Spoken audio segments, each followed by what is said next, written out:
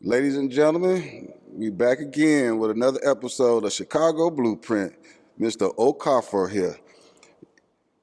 He's here at the center where he help kids out with basketball and other programs. Let him introduce himself.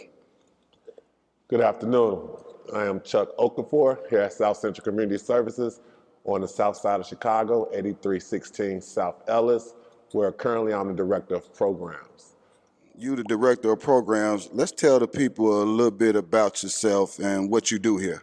Start with me. I'm the baby of six, born to a Nigerian father. Mom's from Arkansas. Went to school here on the south side of Chicago. Went to James H. Bourne, which is on 87th, right off South Chicago. And I'll say I had a typical upbringing as a lot of young adults on the south side of Chicago. I wasn't the worst, but I wasn't the best. I can say as far as growing up, didn't have, let me take that back. I did have guardianship, but I didn't always want to follow or go in the direction of my guardianship. With that being stated, I did a lot of things that I would regret, but yet it was life experiences. So I was able to use my basketball scholarship to go to West Arkansas in Fort Smith, Arkansas. There, I met my son's mom. At the same time, finding out that she was with child, I literally got kicked out of school virtually the same day for misbehavior for credit card fraud. Literally, the city was just too slow, and I still had my Chicago mindset of just trying to find a quick fix or a quick out. With that being stated, I had to suffer the consequences. I was kicked out of school, literally on the spot, and now I have to be kicked out of school with having a child and a son's mother to care for. We all relocated back here to Chicago, went to Chicago State, worked out and played for Mr. Craig Hodges. At the same time, worked on getting my college degree, where I completed my bachelor's with science and curriculum instruction and a minor in physical education. I always knew that my leadership skills and the experiences that I had would be a positive, a positive blueprint for others. And mainly when I say a positive blueprint for others, I was pretty much just ideally thinking about a positive blueprint for my own actual son. All of the mistakes that I made in my life, I just wanted to make sure that I instructed him so he wouldn't have to go through those same ordeals or those same challenges.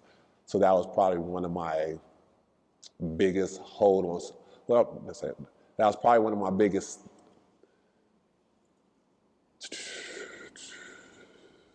momentums as far as just going through life, as far as making sure that I lead an example and make sure that my son didn't go through any of the experiences that I had. Give us a lot of information about your background and your journey, but how did you get started in the industry?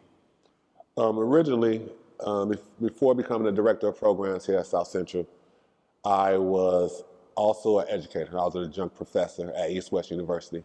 I taught argumentative writing in English 157, but in addition to that, I was also a high school coach. I literally was a high school coach at Cullum High School for 2.5 weeks. I was there for 2.5 weeks, as well as a physical education teacher. My journey to work was literally an hour and a half every day. At the same time I was working as a high school coach, high school physical education teacher, I was still working here as a director of programs. I truly felt like South Central was suffering because I was spreading myself so thin as far as going back and forth, not being able to give my entire time, passion, and focus on the actual community. Ever since that day, understanding the different challenges that we have in Auburn, Gresham, Chatham, and that we actually see. And we see it, I want to make sure I say it correctly, we see the light. So we see it in a positive light. We're just trying to make the light brighter. So once I seen that this was bigger than any other job or any other passion that I have, I locked in. And ever since then, we've been trying to make changes and keep promises to our community. What were some of the biggest challenges that you faced early on? Great question. As far as some of the biggest challenges that you take always is just the adjustment period. finding out the good things that happened previously as well as some of the challenges that happened previously. We've been around and established South Centrals for well over 40 years now. So, I mean, we are a staple of the community, a staple of the city. At some point, the baton has to be passed. And this new administration, I'll say administration, I don't want to use that term, but this new community of well-organized individual all the way from the top, from the head of the board to our director of operations, to myself, to all of our staff, to the community. We want to see positive change. We want to see a positive outcome. And so that's where the trajectory is right now. Some of the challenges, as always, is going to be government, politics. Contrary to some beliefs, the programs that we run are not all funded through grants. So a lot of community people volunteer. A lot of our staff volunteer extra hours, myself extra hours, working with limited staff. So those all things become challenges. We won't say issues, challenges. We have enough space to supply the community with every potential resource that they could use, whether it's from agriculture, farming, whether it's from physical fitness. We have a swimming pool that we need to get renovated, from where we're at right now, the gym, to the playground, to workforce development. So we're trying to reach our community exactly where they're at. And that's for the youth, that's for our elder generation. And that's for the times. And that's one of the things that we're also just trying to reach our community where they're at right now. At what point did you realize that you were on the right path in your journey? Around what time, what age did it click that? Well, I would say 49. I'm 49 right now is when it actually clicked. My life been a full journey. Been a full journey. Like I said, I say it with no shame. I have never been the most positive, but never been the most corrupt by no means. But I do have a purpose. My actual name is Chukwudi O. Okafor. It's a Nigerian name that my dad gave me. Chukwudi means God is everywhere.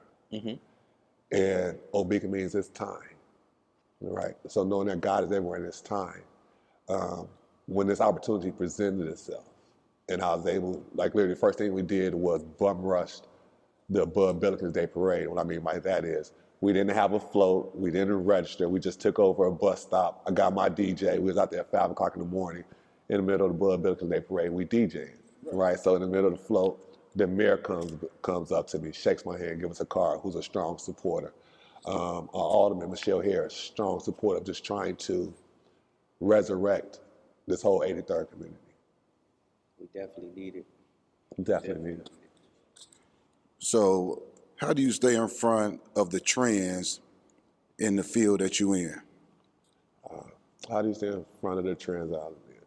Well, I'm very astute. So first of all, I try to gain information every day, whether we're talking about as far as community, what's going on, desensitizing violence, different trends as far as workforce development, the socioeconomical status right now of our community members. But also, more importantly, we have things like mental health that we have to stay aware of, have to be alert about. There's not a lot of programs created for our ladies, our up-and-coming females in our community. So with that being stated, one of the things that we created is Operation Calm, creating a little momentum. And you'll see some of the programs that exist under that. But one of those programs is called Operation Calm Girls, GIRL, and that's growing up in real life situations. And what we're doing with that is providing, one, a safe space where they can understand as far as emotional intelligence, somatic awareness, conflict resolution, but also at the same time they're young, so it has to be engaging. Exactly. Everyone's on TikTok, so we have content creation. We have karate, self-discipline, self-defense, but ultimately providing self-esteem, which would in turn provide them with the confidence that they need going through the challenges of the day-to-day life and environment. Exactly. So if somebody else wanted to get in the career that you're in, what are some of the things they would need to do to start off?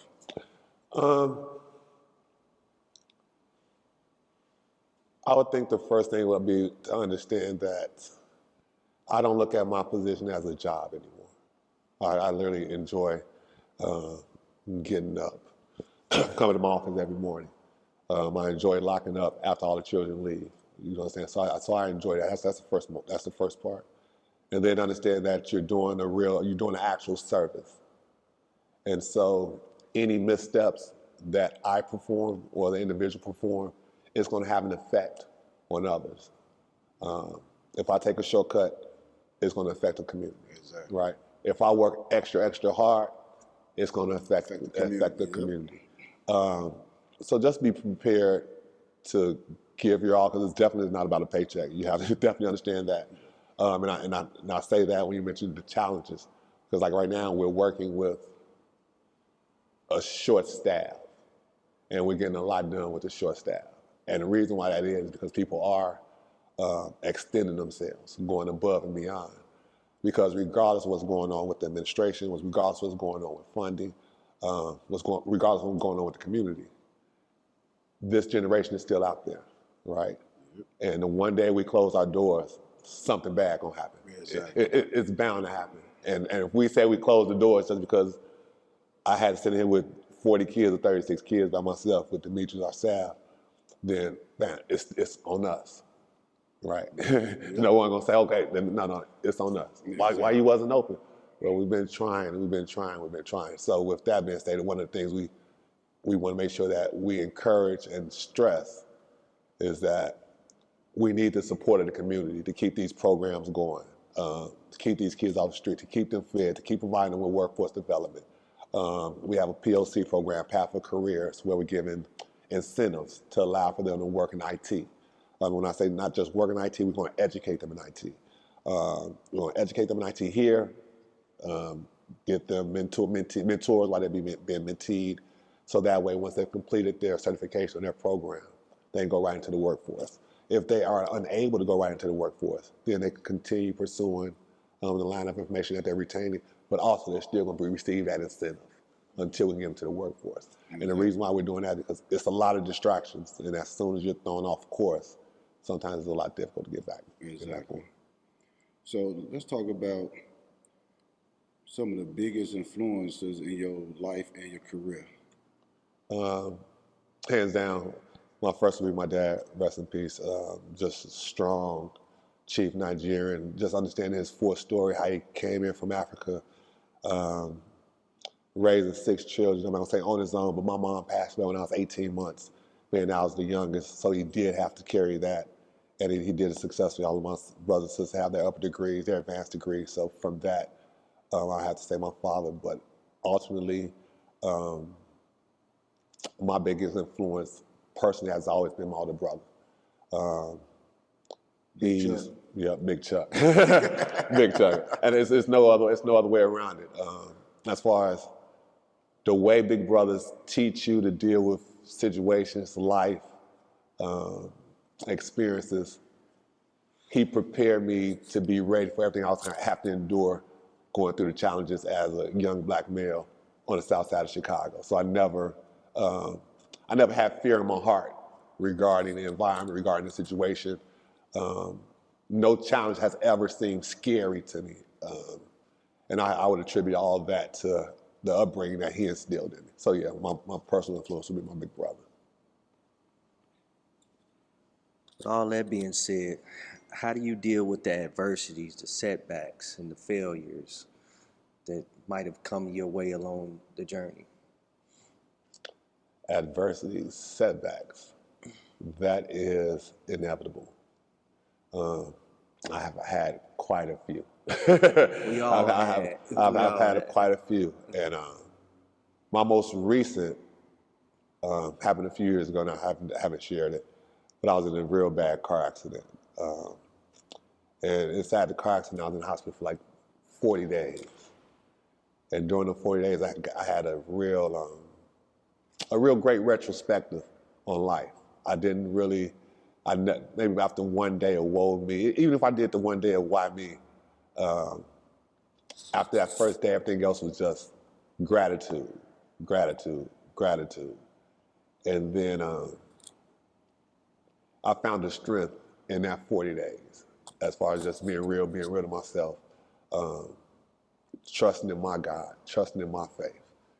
And so getting through that ordeal, or getting through that experience, let me sure I use my words correctly, because that's exactly what it was. It was an experience. And it was another experience that I had in a game of experiences in my life. But this experience was the one that was, you graduate after this lesson. So me getting through that experience with my graduation, to where you mentioned, to the growth. So now I can literally sit back, understand the moments, take deep breaths, and react the way I would like to react, as compared to reacting emotionally, right? And that's one of the things that we like to impress upon our scholars. Mm-hmm. Those momentary decisions can be life-changing, right? Things can go left real quick, right? But ultimately, you have to have grace on yourself. Nobody is perfect. And so once you understand that you're allowed to have these experiences, no matter how crazy, or no matter how odd, or no matter how inconvenient your experiences might be to someone else, that's part of your journey. So that's how I learn grow, or working on growth, because it's still working. What is one piece of advice you've received that changed your perspective from one of your mentors, maybe your father, or someone of that nature, that changed your life, that changed your perspective in life? I'm sorry. It's two. The first would be my high school coach, Coach Calhoun, Coach Rufus Calhoun, first Calhoun. And he's actually told me early on, he said, brother man, you can't do both. He said, you can't be a thug and a basketball player. He said, you're gonna have to choose. And I remember my mind like, you don't know who you're talking to. I'm about to perfect both of these. But that always stuck in my mind, right? So when you talk about learning lessons that you learned or you heard and you passed it down, that would be one. From a professional level, it would be Mr. Jim Reynolds, CEO of Loop Capital, Chicago raised, born and bred, Inglewood, might be one of the most powerful African-American men, seriously, if not out of Chicago. But first of all, just his demeanor, the way he carries himself, humble. He doesn't have to be the loudest person, but yet still is the loudest person, so to speak.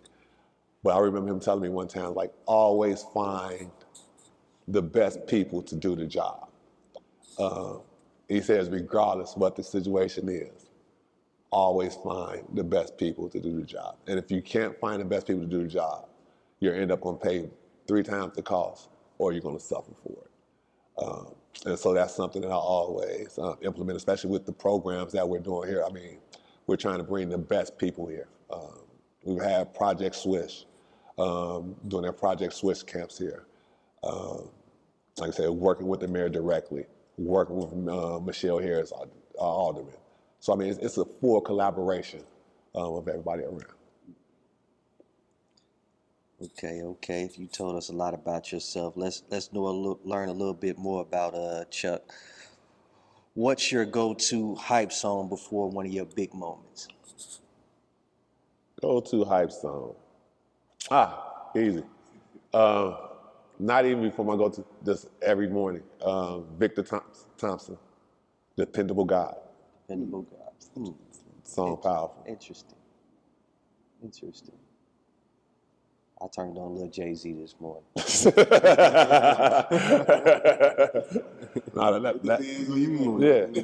And all that morning is so important, though. And again, that's part of the growth. People don't understand how important your morning is to your day, or to your manifestation, or to just your mind. Like, again, I'm learning, getting better. Like, first thing in the mornings now, it's really gratitude.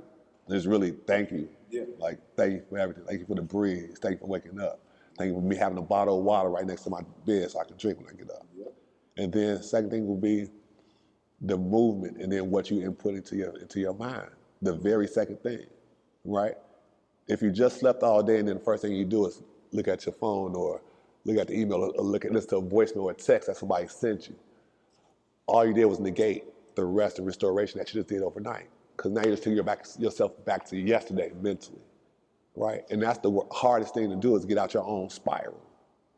Which is true. Right. So if you start the day, and again, that's whether it's information, some type of knowledge or wisdom, some type of gratitude, as compared to aggression or Negativity. and I wouldn't even call it negativity. You know what I'm saying? Because everything is about how you consume it, right, and how you take it, right.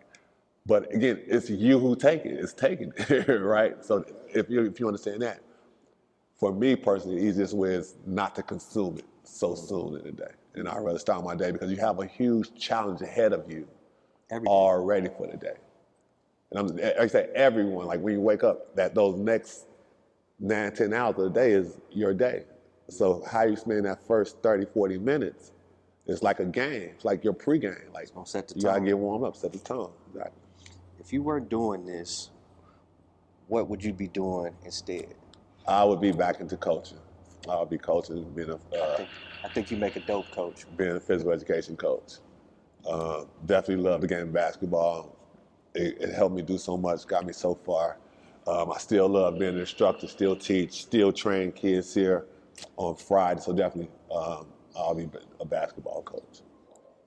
So what's next for you or any exciting projects you got coming up? I mean, as of right now, we're really trying to reframe history. I mean, there's been a lot of great athletes, individuals that's been here before us. Bernie Mac used to be a coach of the Biddy League team. Tony Allen, my OG, the great Trash, who we get to hear from in a moment. Yes, sir. I mean, from Mrs. Reynolds. I mean, it's been a history lesson of successors that have been here. George Daniels himself have told me stories about when he was at South Central. Sean Dockery, just name a few. So now we're just trying to, obviously you can't reinvent the wheel, we're just trying to bring it more modern. So we're trying to redo the gym. So now they have a new gym to work with. We have a $31,000 20-foot golf simulator so they can learn golf. We have a karate instructor, Sensei McDonald, you'll meet momentarily, who's gonna teach karate, self-defense, not only to the youth, but also to our senior citizens, which also provides self-discipline. Obviously, we still got the baseball, agriculture, and then more important, like I mentioned, we're tackling and not scared to tackle mental health awareness. We have a somatic therapy program, which is called Of Sound Mind, which allows for them, one, to receive life coaches, obviously no charge. Their parents and guardian can work with life coaches, no charge. And then at the same time, intertwining that with the physical aspect of the basketball, of the creation of content, of the workforce development. And so that's where the future is headed. But it's important to talk about the path. Okay. So we're wrapping up here. Let's let the people know where they can follow you and support you at. Again, we're at South Central Community Service. You can see us online, all social media at SCCS Chicago. That's SCCS Chicago, Instagram, Facebook, and TikTok. And like I said, we just need a community, everyone to continue to come together, continue to support, and continue to protect and surround our youth. Yes, sir. This is another episode of Chicago Blueprint wrapping up. All right, Demetrius Williams, reporting for South Central Community Center. Been here for 20 years. When I first started here, I came here, I was a massage therapist. I moved on from massage therapist, I did a little maintenance, and then I moved on to working with the kids. And for the last 15 years, I've been working with the kids. We done had summer camp, we done had podcasting, painting, anything you can really think of here, we try to do it for the kids because we're trying to keep them off the streets. We figure every moment that we have them in here, we can keep them away from the violence that's going on. And the kids really gravitate to this place because it's a pillar in the community around here. Bernie Mac cursed here. He came in, the kids. You know Bernie Mac, he a jokester, so he could come in.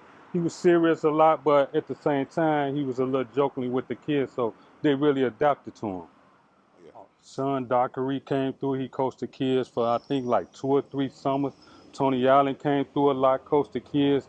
And then when the kids see these type of people come through here, that really make them gravitate to it more because they like, wow. You know what I'm saying? I came here, I got coached by Tony Allen. I got coached by Sean Dockery, and it really took a toll on them. It made them really want to be here with us. With the baseball, during my tenure here, it was like, it's pretty much a few guys who came through and they was really trying to get the baseball going. The baseball didn't really kick off like we got it going because, as we know, we was losing funding around this time. So a lot of the programs were starting to fall off a little bit, but you see we still got the great baseball field back there, the brand new scoreboard and everything, but we didn't get into it like we want to get into it because we was losing funding at that time. Call on me, I'll be here, drop of a dime. Anything to keep the kids away from violence and doing something positive, you got me. And for a long time, I did it for free. It wasn't about no money, it wasn't about no pay. You called me for the kids, you got me. Here. Southside baseball. Southside. This was the home of the Southside baseball, which was within a region of Southeast baseball going east. You had Jackie Robinson, all the different leagues, but this was the home of the Southside baseball crew, Mr. Mitchell and Mr. Roscoe Pitts. Myself, I played for the Tigers here. I played on this field and I also played on that small field all the way on the end was the Pee Wee League. This was Little League, and then you would leave Southside baseball playing Little League here on 83rd, and you would eventually graduate to play Pony League at 87th and Jeffrey, which was Stony Island Park. So it was all one group. Back in the days, they had it fixed. Baseball was the big thing, you know. I didn't discover basketball until it was one day. I think I came in, I went to get some water from the baseball field, and I got inside and I heard these roars and noises. I said, what's going on in here? They had cheerleaders and how funky was my chicken, and it was just, man, it kind of made me want to play basketball just seeing the people it was in tight. Out here, you're going to get a group of guys that love to play the game of baseball. The fanfare, those right here, it was a session of seats and stands that go all the way across right here. And if you can see inside the baseball field, there's a railroad track back there right outside the home run gate. And a lot of times you would see the IC train riding past and you up the bat and the crowd will start going, there go your train, there go your train. And it was actually a few people that actually hit those trains with those home runs, which made the baseball game exciting too, man. So I was introduced to South Central Community Center, which wasn't South Central Community Center when I first was introduced to it. As a young child, it was ran by Mr. Gil Walker, and it was the Chatham YMCA, because this is the Chatham area. So all this little neighborhood right here, this is Chatham all the way across 83rd to Dixon Grammar School, and right back here, and under this viaduct, the strict little line that separates the neighborhoods is a viaduct right on the side of the community center right here on 83rd, and that began Everline. Let me ask you a question. First of all, no introduction is needed. Chicago living legend. First of all, let everybody know that. From state to the lake, from suburbs to up north. My personal OG, he took me when I was a little young pup, took me from the Ickies, 87th, 47th, behind Comiskey Park, all in the name of basketball. He showed me different parts of the city, safely, productively, something that we don't have enough of nowadays. Question, how old were you when you first came over to this facility? 5. About 5 years old. And then we would be missing if we didn't take advantage of this opportunity as far as explaining your upbringing. What did this allow you to do as far as growing up? Then at the point where you grew up in life, why are you now still training basketball? Why did you still come back? Those names was I was starting to mention. Gil Walker, Stan Edwards, Carl Turner, Bob Hambrick, Robert Collins, Coach Tree. were all originated. Oh, Donald Brandon, Reuben Fellows, John Maynard. Some of the biggest names Starks is okay too? right here. And the thing about it was, inside those walls, it wasn't about where you was from. It was about where you was at. And in there they had a social center. It was called social center. So when all the kids get out of school in all the different areas, this provided a place and a safe haven for after school, before after school was even created. It was called social center. We come, you play ping pong, you play hockey, flow hockey, kickball, everything, cheerleaders, dance. They had talent shows here. Well, you was able Putting on the hits. you would have your talent shows here. And me personally, I got to meet Bernie Mac, which was Bernard. I never knew he even told jokes. This man was a basketball coach. He was a serious one. And he used to tell us about getting out. That this wasn't our recreation time. This is when I found my direction. Him and Stan, that was instilled in us that this wasn't for recreation time. This was really work time. This was to provide for later. My first job in life was right here at this place. I was a counselor for the summer. And that started me to understand about helping others, because at the same time, you got to remember, I was still a child inside this center myself, but learning direction and how to lead was important to the people that was in front of me. And they really wanted us to understand that that was important. So I think that's where the drive came from.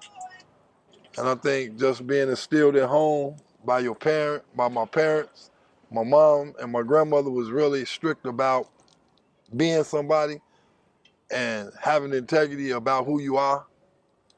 So that led to the person I was in the gym, outside the gym. If you know me in the streets, I'm the same guy that's in the gym. It's just that I'm carrying a different phase, you know?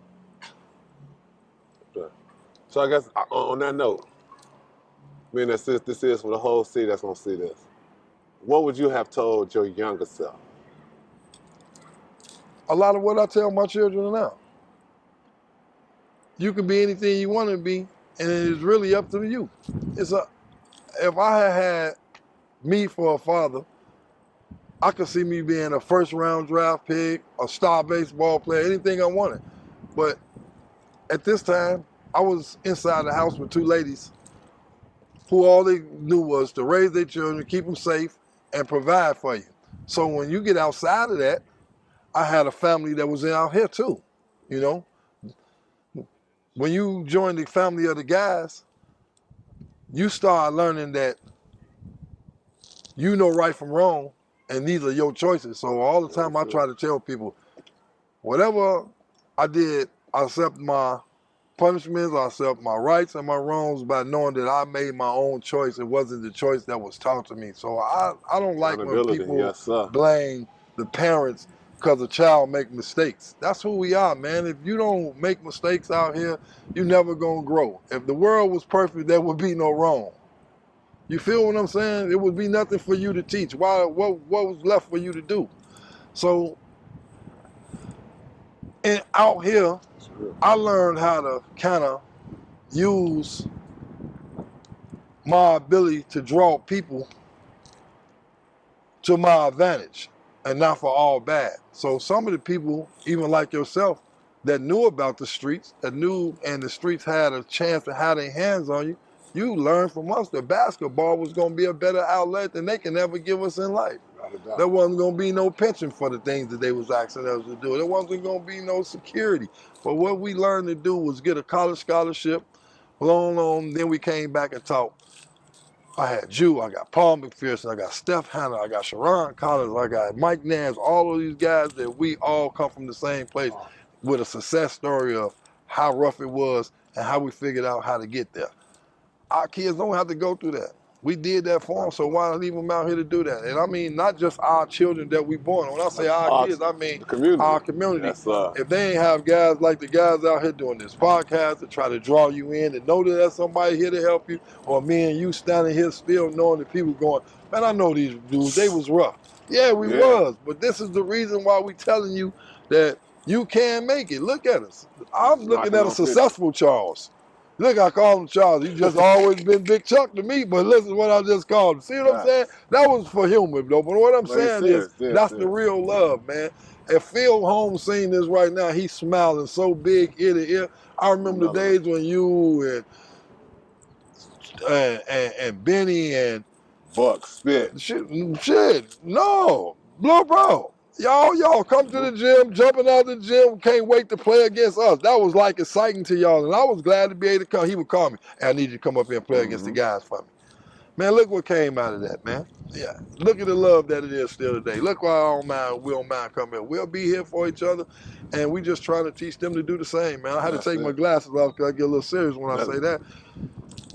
We got a lot of love to give for each other, man, and we don't got to hurt each other because the enemy ain't what's taking us down. We're doing it to ourselves. So let's start give each other a chance by showing a little love, man. If you ever ask me to come and do a little clinic or something, you know what I'm gonna do? Put on my cleats and come and do it, bro. You see what happened today? I come from training. I pulled Mike Nance in with me. I tell him, I say, man, this is for good. Chuck been over here a minute, and I told him we was gonna come. But Chuck, for real, this place, man, saved so many lives.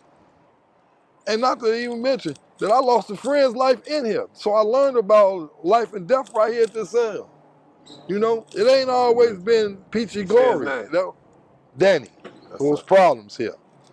He lived right next door to me, right there. I lived right there in that building right there. He lived right there on the end house right there in that yard. That yard was his. And we came here all the time. One day at the water fountain for bleak argument, kid stuff. We all went to the same grammar school, so Barbara Elementary, right up the street. They shot him right at the water fountain, right there in that hallway. I was a kid, man. I wasn't that wasn't something that I even thought was possible. We all went to the same playground. The guys that lost their life, he wasn't the only one that lost their life today. A kid that grew up with us for his whole life, man, he was gone forever. And I never seen him again. And that's one of the things that we're trying to work on as far as just the conflict resolution. And a perfect segue, real quick. Come here real quick, my queen. Just gonna jump in real quick. So actually, we're lucky enough to have, this is Mark Quinn McDonald right now. This is our sensei here at South Central Community Service. In addition to that, what he's doing around throughout the city, he's been recognized as a leader, as a motivator, but also as a protector, right? What he's doing right now, what we're trying to do right now, is instill not only the discipline of martial arts, but the mental aspect of it. And since he's here, I'd like for him to speak about the programs, everything that he's doing, especially as far as the Black Belt activation that's looking to create here. So, just as Chuck said, I've been doing martial arts since I was 7 years old. I personally feel like martial arts has saved my life. It has been a major contributor, the instructors that were in my life. My father, unfortunately, he got incarcerated early on in my life, and my mother needed to find the atmosphere in order to find positive male role models that would be able to help me, especially with the energy I had at that time. I had a temper when I was a kid. And so, she put me in martial arts when I was 7. My uncle was actually my first instructor. And then it moved up throughout the years. I continue to do it now. And it helped me to find myself, helped me when it came to emotional regulation, helped me to learn how to make critical decisions, how to think and process so I can make good choices. And now I do my best to pass along those lessons that was given to me and continue the tradition by passing it along to the youth.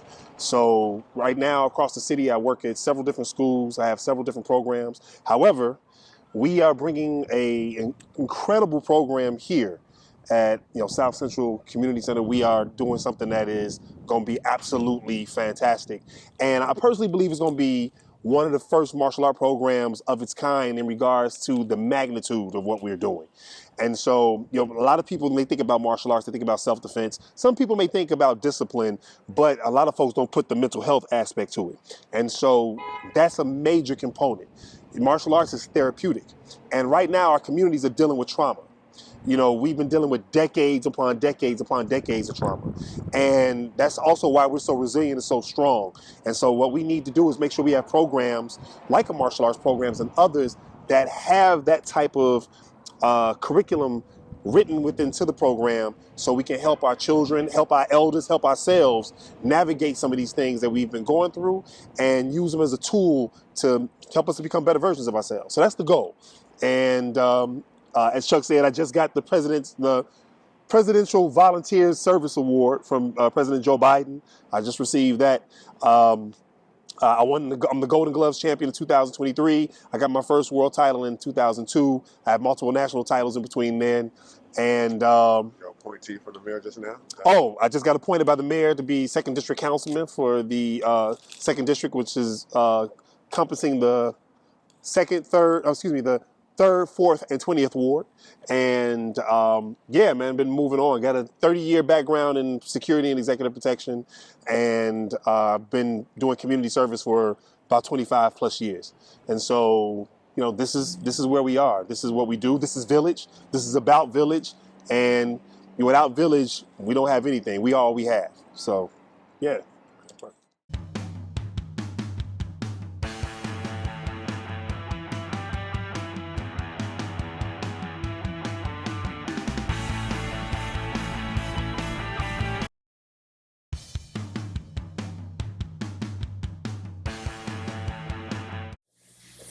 So this is the room that we just created for our Sound Mind program. Deep somatic therapy, trained by real clinical life coaches, just the ambiance of peace, the scenery. We go after Friday. What we're doing is engaging youth from 8 to 18, and then parents and guardians, conflict resolutions, deep breathing, emotional intelligence, physical fitness, just things to make our community stronger and better. So originally this was going to be Our karate room, but now it's going to be our art and content creation room. We have one of the best artists out of Chicago. It's Catrice A.O. Turner. She does the murals, Chicago Public Schools for the city. She's going to do some work on there as well. If you've ever seen the mural in Soleil's restaurant or at Novices, the restaurant on South Shore, that's how I work inside there. So one of the things that we're really trying to do is get our scholars in our generation exactly where they're at. One of the things that they like doing right now, content creation, music, engineering, vocal booths. So what we're building here, constructing right here, is going to be an engineering studio, which will be on that side, soundboard, and over there we'll have a soundproof vocal booth for actual recordings. Everything is going to be wired up to date and modernized. Right now, this will be our podcast, and then podcast in our music room for podcast videos, again, content creation. Again, just getting them knowledge about where they are right now. But also all of these skills that get monetized right now. Right here is one of going to be South Central's pride and joy. So we're we have right now a 30-foot golf simulator that we have on our wall. We're going to lay down artificial grass turf, and we're going to instruct and teach our community the art, the sport, and our golf. Again, just a different perspective on one, mental health, but also physical activity, and providing our community a sport that normally they don't have access to. I mean, when was the last time you seen a driving range or a golf course in your area, in your neighborhood? So this is some of the things that we're looking to try to do to, one, improve the community, beautify it,